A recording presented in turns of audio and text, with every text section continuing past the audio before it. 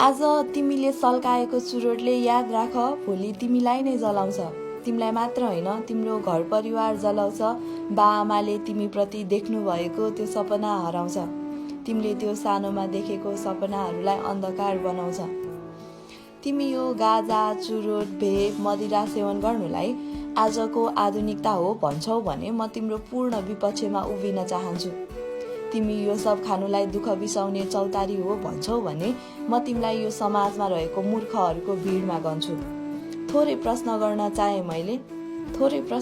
चाहे मैले तिम्री आमाले तिमीलाई अमृतसरी 10 धारा दुध खान्दिएर हुर्काएको कि आज यो सब खाएर घर परिवारको बदनाम गर्न हो?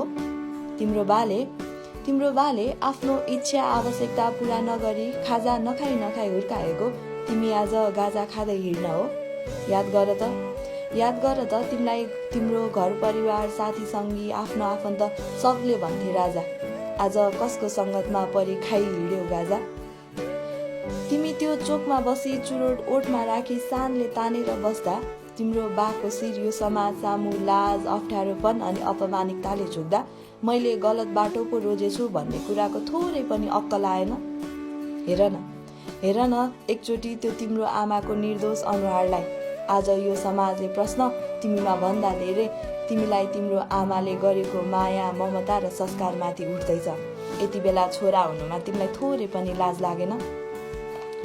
बाको ठेला परेको हत्केला, चिरा परेको पैताला, चौरी परेको अनुहार अनि गल्दै गरेको शरीर देख्दा अब त आफूलाई सुधार्नुपर्छ, बाको काँधको जिम्मेवारी आफूले लिनुपर्छ जस्तो कहिले लागेन?